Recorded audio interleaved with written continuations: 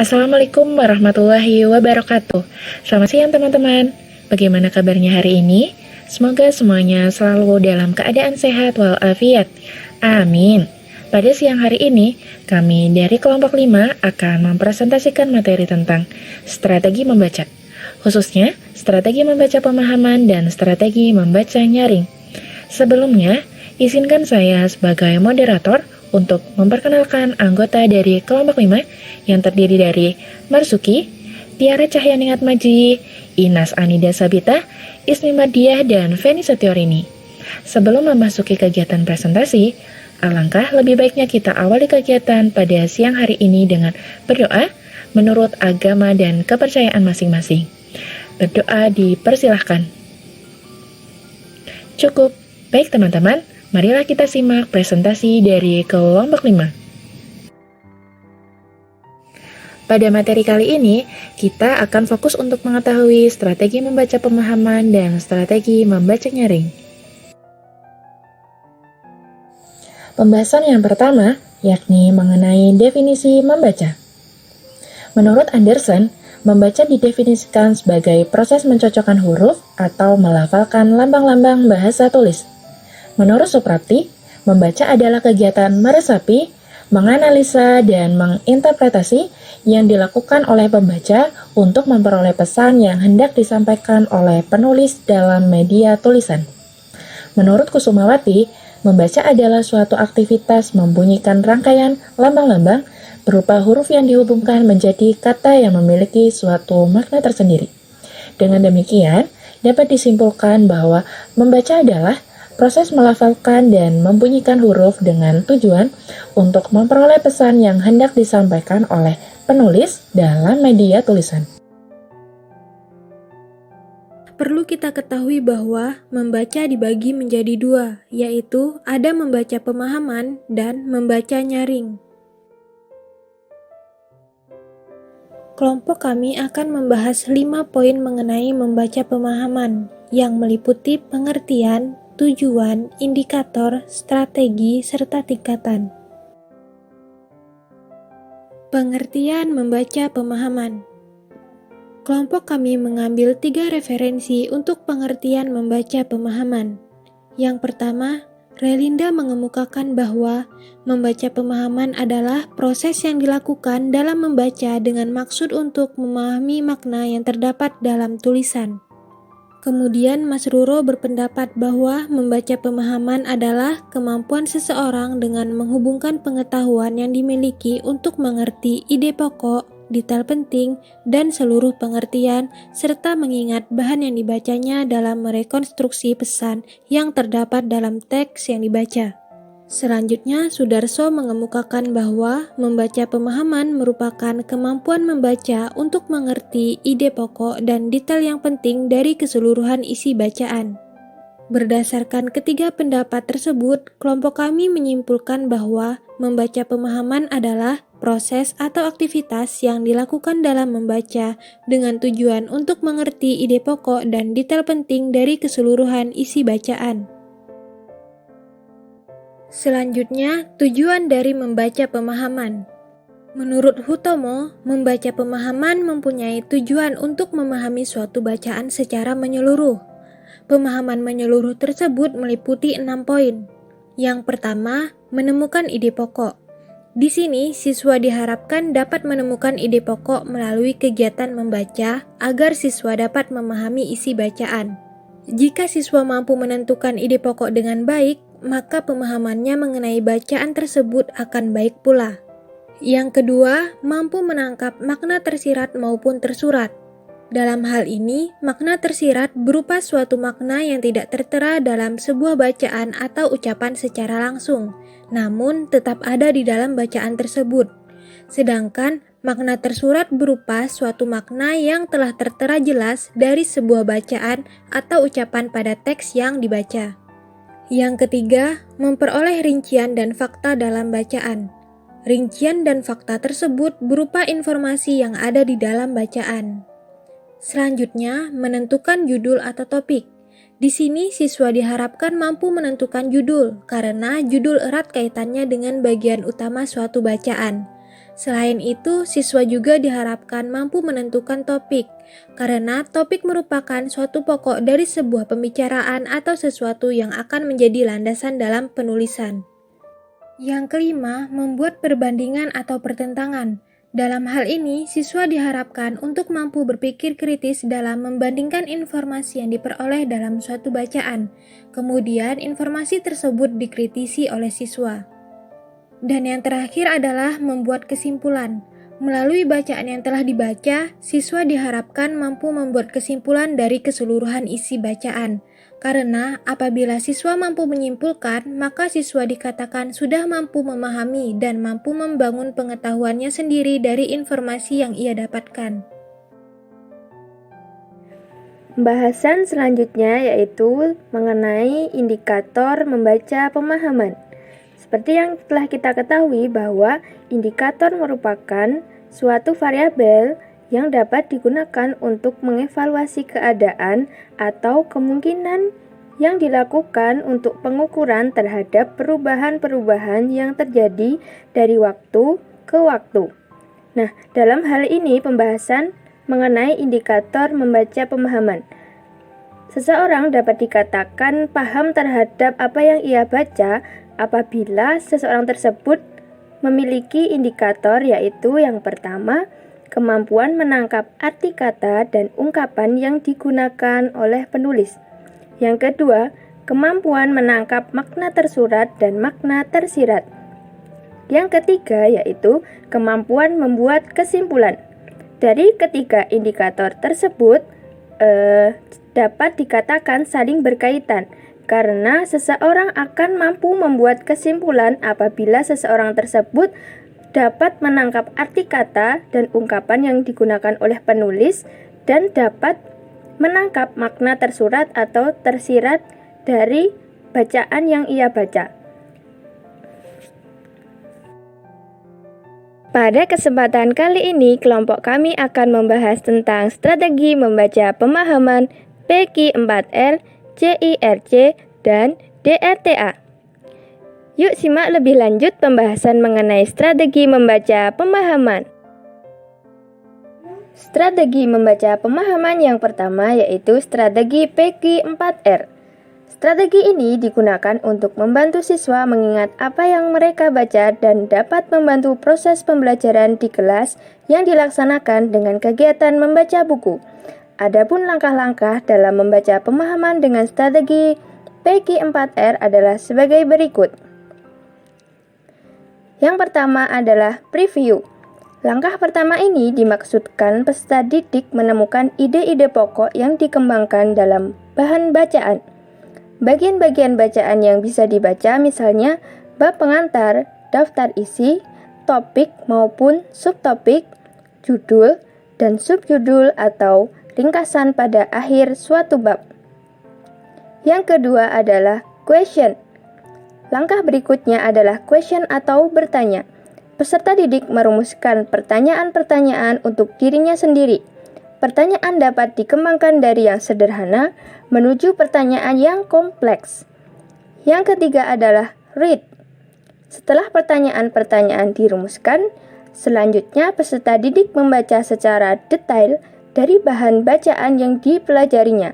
Pada tahap ini, peserta didik diarahkan mencari jawaban terhadap semua pertanyaan yang telah dirumuskannya. Langkah yang keempat adalah reflect. Setelah membaca, peserta didik harus melakukan refleksi. Selama membaca, mereka tidak hanya cukup mengingat atau menghafal, namun yang terpenting adalah memahami apa yang dibacanya dengan cara 1. Menghubungkan apa yang sudah dibacanya dengan hal-hal yang telah diketahuinya sebelumnya. Yang kedua, mengaitkan sub-subtopik di dalam teks dengan konsep-konsep.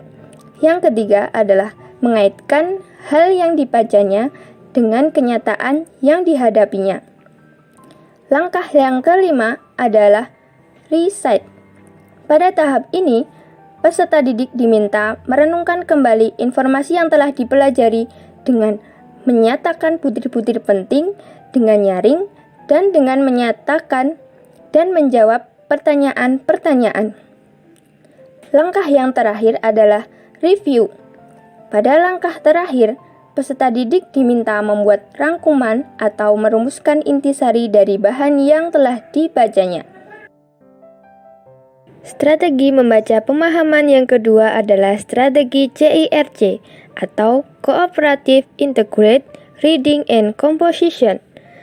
Strategi CIRC merupakan strategi yang dilakukan secara berkelompok yang beranggotakan 4 orang siswa yang terlibat dalam sebuah rangkaian kegiatan bersama, termasuk saling membacakan satu dengan yang lainnya, membuat prediksi tentang bagaimana cerita naratif yang akan muncul, saling mengemukakan pendapat antara satu dengan yang lain, dan menuliskan tanggapan terhadap suatu cerita. Adapun langkah-langkah dalam membaca pemahaman dengan strategi CIRC, yaitu sebagai berikut. Yang pertama, guru membentuk kelompok-kelompok yang masing-masing terdiri dari 4 siswa. Langkah yang kedua, guru memberikan wacana sesuai dengan topik pembelajaran. Langkah yang ketiga, siswa bekerja sama saling membacakan dan menemukan ide pokok, kemudian memberikan tanggapan terhadap wacana yang ditulis pada lembar kertas. Langkah yang keempat, siswa mempresentasikan atau membacakan hasil diskusi kelompok. Langkah yang kelima, guru memberikan penguatan atau reinforcement. Langkah yang terakhir, yaitu guru dan siswa bersama-sama membuat kesimpulan. Strategi membaca pemahaman yang ketiga adalah strategi DRTA atau Direct Reading Thinking Activity, merupakan suatu strategi yang memfokuskan keterlibatan siswa dalam memprediksi dan membuktikan prediksinya ketika mereka membaca teks. Guru bisa memotivasi usaha dan konsentrasi siswa dengan melibatkan mereka secara intelektual serta mendorong mereka merumuskan pertanyaan dan hipotesis, memproses informasi, dan mengevaluasi solusi sementara. Pada strategi DRTA ini, memfokuskan siswa agar membaca, berpikir sebelum guru memberikan materi.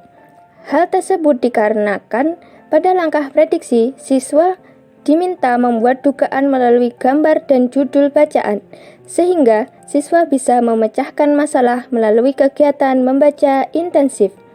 Adapun langkah-langkah yang dapat dilakukan pada strategi DRTA ini, yaitu yang pertama, membuat prediksi petunjuk judul.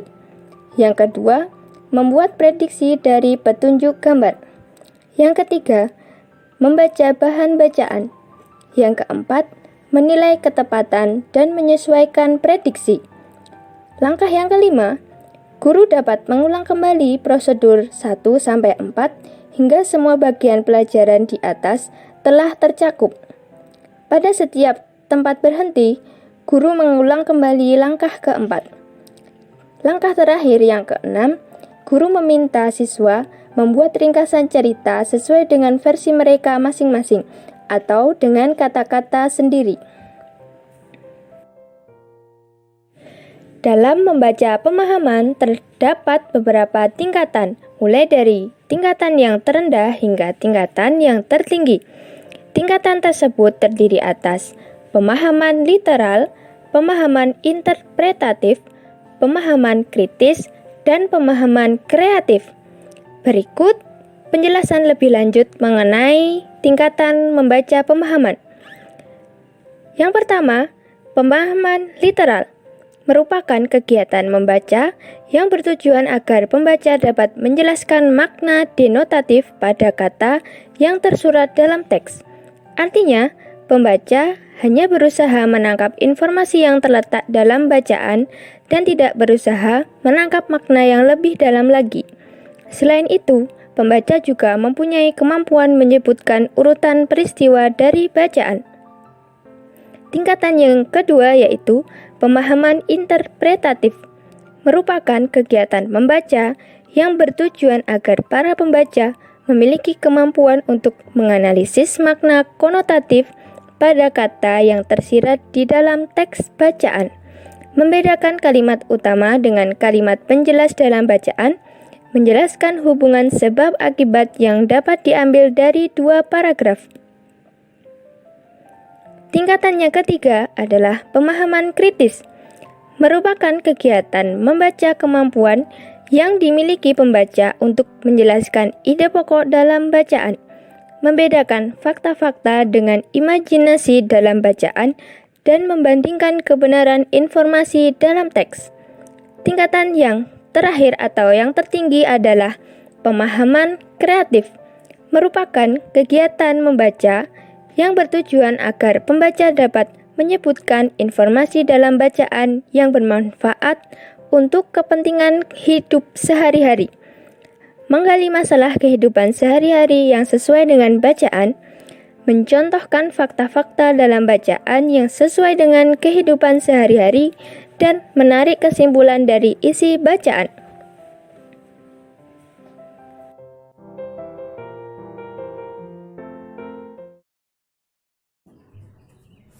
Oke, Assalamualaikum warahmatullahi wabarakatuh. Saya akan mensimulasikan tentang membaca pemahaman. Adapun murid saya Asri. Oke, Assalamualaikum warahmatullahi wabarakatuh. Waalaikumsalam warahmatullahi wabarakatuh. Apa kabar hari ini? Baik, Bu. Oke, sehat? Sehat. Sudah siap untuk belajar? Sudah siap. Oke, ada yang tahu materi kita tentang hari ini? Tidak. Oke, materi kita hari ini tentang membaca pemahaman. Ada yang tahu apa itu membaca pemahaman? Tidak, Bu. Oke, Ibu akan menjelaskan apa itu membaca pemahaman. Jadi, membaca pemahaman adalah suatu proses untuk mengenali atau mengidentifikasi, kemudian dapat mengingat kembali isi dari bacaan. Jadi, kita akan membaca sebuah bacaan, kemudian kita akan memahami bacaan tersebut, kemudian dapat mengingat isi dari bacaan tersebut. Mengerti? Mengerti, Bu. Atau membaca pemahaman dapat diartikan sebagai kemampuan membaca dengan tujuan agar pembaca dapat memahami atau mengetahui ide pokok atau hal penting yang terdapat dalam suatu bacaan. Jadi, misalnya kita akan membaca sebuah bacaan, kemudian kita akan memahami bacaan tersebut, lalu kita akan mencari ide pokok dari bacaan tersebut. Mengerti? Mengerti, Bu. Oke. Dalam menentukan ide pokok terdapat 3 bagian dalam bacaan. Yang pertama di awal paragraf, kemudian misalnya di awal paragraf, kemudian di tengah paragraf, dan di akhir paragraf. Mengerti? Mengerti. Oke, selanjutnya Ibu memiliki bacaan tentang menentukan manfaat daun kelor. Jadi, di sini Ibu memiliki bacaan tentang manfaat daun kelor. Nah, di sini Ibu akan membacakan satu paragraf pada bacaan manfaat daun kelor, kemudian menentukan ide pokok pada paragraf pertama. Selanjutnya, untuk paragraf kedua dan ketiga, Asri yang akan membaca dan menentukan ide pokoknya. Mengerti? Mengerti, Bu. Oke, yang pertama untuk paragraf pertama. Pohon kelor merupakan tumbuhan yang mudah dicari. Pohon ini memiliki daun yang dahsyat khasiatnya untuk kesehatan kita. Daunnya dikenal sebagai daun kelor. Daun ini mempunyai ukuran yang kecil dan berbentuk bulat lonjong. Pada satu tangkai kelor, daun kelor tumbuh dan jumlah banyak dan punya susunan yang cukup rapi. Kemudian ide pokok pada paragraf tersebut pada paragraf pertama yaitu berada di awal paragraf, yaitu pohon kelor merupakan tumbuhan yang mudah dicari. Jadi ide pokoknya itu ada di awal paragraf. Oke, dan untuk paragraf kedua dan ketiga, Asri akan membaca bacaan ini, kemudian memahami dan menentukan ide pokok dari paragraf 2 dan 3. Mengerti? Mengerti, Bu. Oke, silahkan dibaca. Paragraf kedua. Daun kelor sudah dimanfaatkan sejak lama oleh masyarakat. Daun kelor digunakan sebagai salah satu cara alami untuk pengobatan dengan cara dimasak sebagai sayur. Khasiat dari daun kelor ini sangat luar biasa untuk kesehatan manusia. misalnya untuk meningkatkan sistem kekebalan tubuh. Daun kelor juga digunakan untuk kesehatan ginjal. Manfaat lain dari daun kelor ini untuk kecantikan.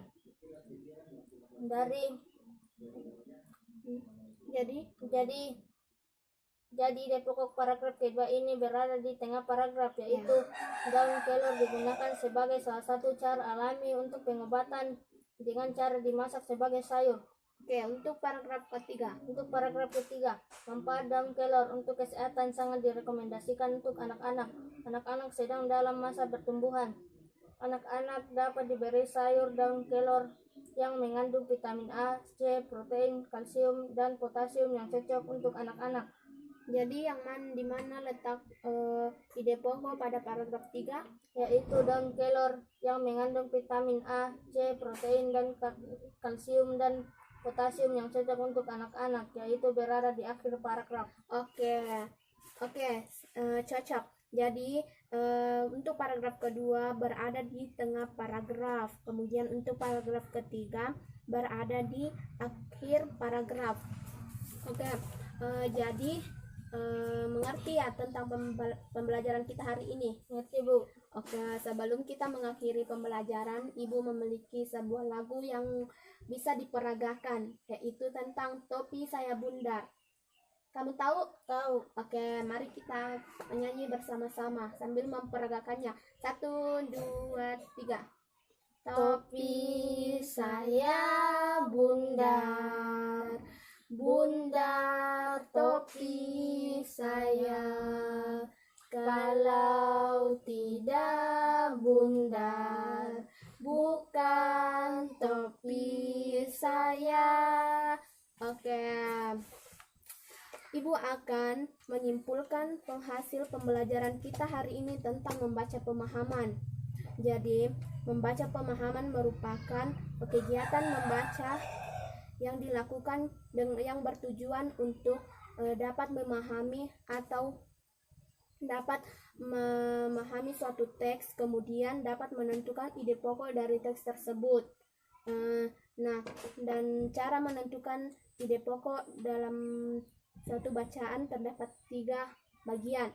Yang pertama, Di awal paragraf, di tengah paragraf, dan di akhir paragraf. Oke, jadi pembelajaran kita sampai di sini saja. Atau ada yang mau ditanyakan? Tidak, Bu. Oke, sekian dan terima kasih. Setelah teman-teman melihat video simulasi membaca pemahaman, saya bisa menjelaskan. Yang pertama adalah siswa dapat memahami apa yang dibaca. Nah, ketika orang membaca pemahaman, dia bisa memahami apa isi dari yang ia baca. Yang kedua, siswa dapat menyampaikan kembali isi bacaan yang telah ia baca.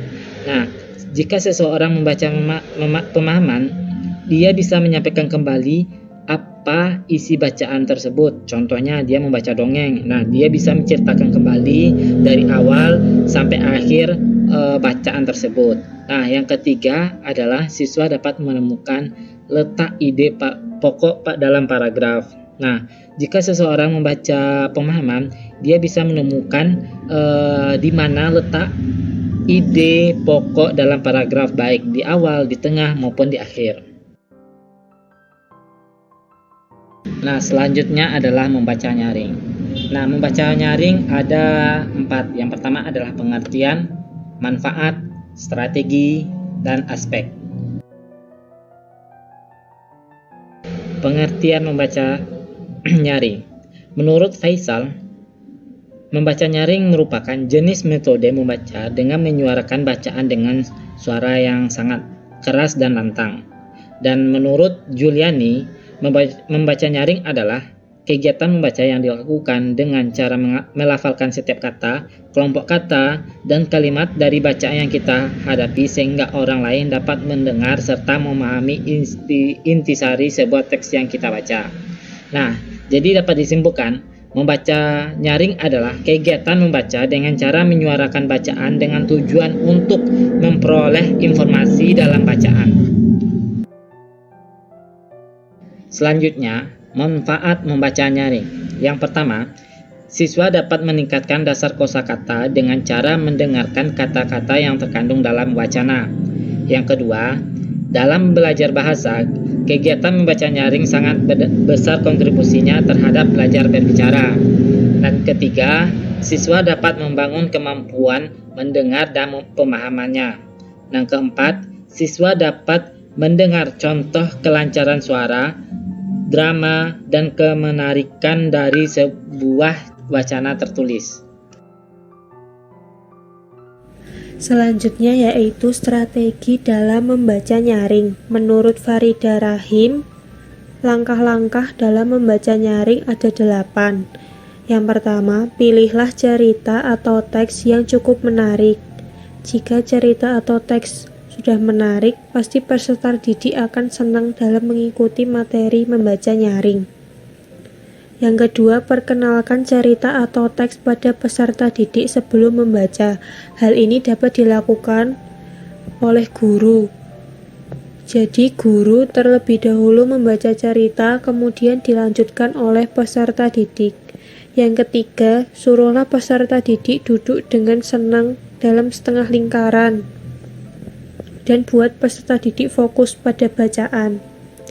Yang keempat, guru dapat duduk dekat dengan peserta didik sehingga peserta didik dapat melihat ilustrasi, karena ilustrasi merupakan hal penting dalam membaca buku untuk peserta didik.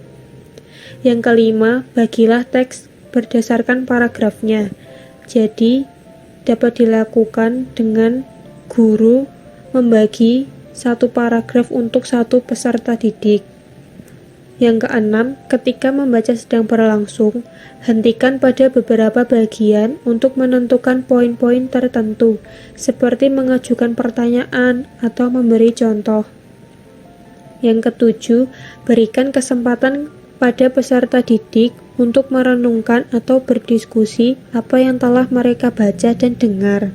Yang terakhir, setelah membaca selesai, berikan waktu kepada peserta didik untuk mengekspresikan perasaannya secara bebas.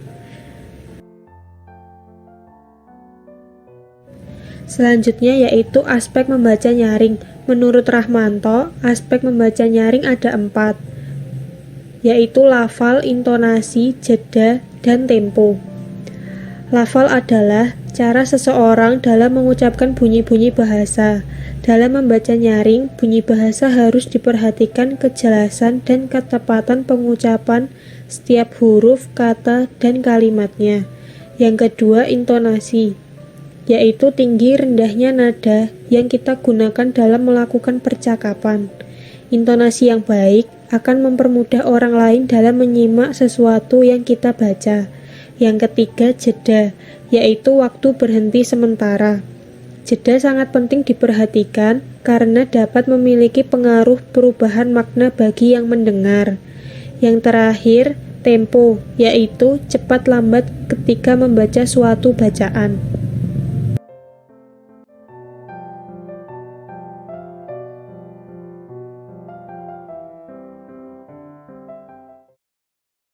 Belajar lebih menyenangkan. Nah, anak-anak, masih ingat tidak kita dulu pernah menyanyikan lagu ABC? Masih ingat? Kita juga pernah sudah belajar tentang huruf vokal dan huruf konsonan. Nah, supaya anak-anak ingat lagi dengan lagunya, kita nyanyikan dulu yuk bersama sebelum kita memulai pelajaran pada hari ini. Yuk kita bernyanyi bersama.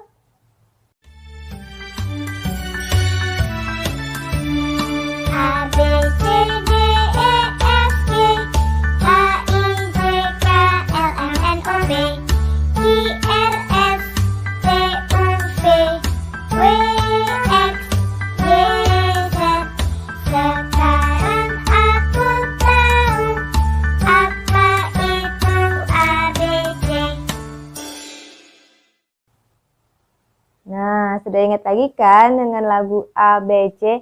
Ibu yakin anak-anak ibu semuanya pasti sudah bisa dari huruf A sampai dengan huruf Z. Kemudian juga sudah bisa membedakan mana yang huruf konsonan dan yang mana huruf vokal. Masih ingat huruf vokal ada berapa? Ada 5.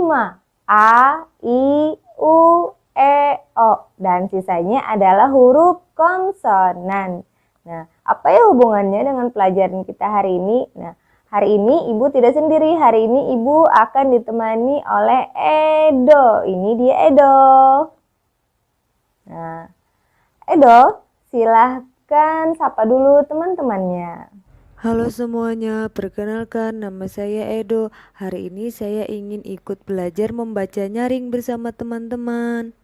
Nah, apa kata Edo tadi benar? Hari ini kita akan belajar membaca nyaring. Karena kita sudah belajar huruf A sampai Z, mengenal huruf konsonan dan huruf vokal. Nah, sekarang saatnya kita belajar membaca. Tapi membacanya tidak biasa. Membacanya harus nyaring, harus lantang, dan juga harus jelas. Tunjukkan bahwa anak-anak Ibu sudah bisa belajar membaca. Nah, maka dari itu nanti anak-anak ikuti membacanya setelah Ibu ya. Dan jangan lupa dengan suara yang nyaring. Yuk kita berlatih membacanya bersama Edo. Pertama-tama, Ibu dulu ya yang membacakannya satu baris, baru nanti setelah itu Edo yang membacakannya dan anak-anak juga mengikutinya ya. Jari, jari, J-A-R-I.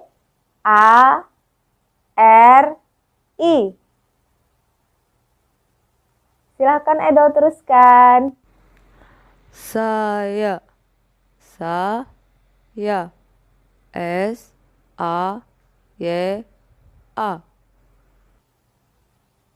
Oke, selanjutnya Ibu ya. Ada, A-D-A.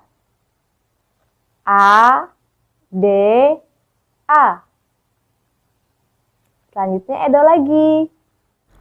Lima, L-I-M-A. Oke, terima kasih Edo sudah membantu Ibu. Nah, anak-anak bisa tidak tadi mengikuti apa yang sudah kita baca tadi? Gampang kan?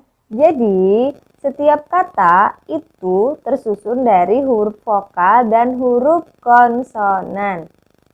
Yang kita baca tadi, jari adalah satu kata. Kemudian dipisah menjadi dua suku kata, yaitu ja dan ri.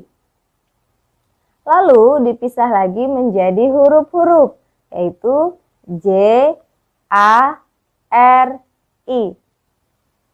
Nah, untuk anak-anak Ibu di rumah, berlatihlah membaca seperti Ibu dan Edo lakukan tadi ya. Jangan lupa membacanya dengan nyaring. Supaya Ibu bisa mendengar secara jelas apakah anak-anak Ibu di rumah sudah mulai bisa membaca atau tidak. Nah, dan jangan lupa nanti rekam ya dalam bentuk video. Ibu akan menunggu kiriman dari anak-anak Ibu semua.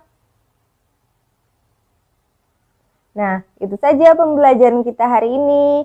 Semoga bermanfaat. Sampai jumpa di pembelajaran berikutnya. Terima kasih.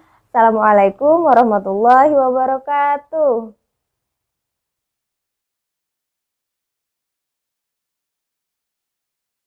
Nah, setelah teman-teman menyimak video tentang membaca nyaring, teman-teman bisa menyimpulkan kan bagaimana caranya mengajarkan siswa tentang membaca nyaring. Di awal video tadi, guru telah mengajarkan siswa bagaimana strategi membaca nyaring yang baik dan benar. Kemudian guru memberi contoh terlebih dahulu kepada siswa bagaimana membaca nyaring. Kemudian dilanjutkan oleh siswa. Kemudian strategi membaca nyaring itu dilakukan untuk melatih siswa agar dapat membaca dan berbicara dengan baik dan benar. Demikian presentasi dari kelompok 5. Apabila ada tutur kata yang kurang berkenan, saya selaku moderator memohon maaf yang sebesar-besarnya. Semoga apa yang kita dapatkan pada siang hari ini dapat memberikan manfaat untuk kita semua. Wassalamualaikum warahmatullahi wabarakatuh.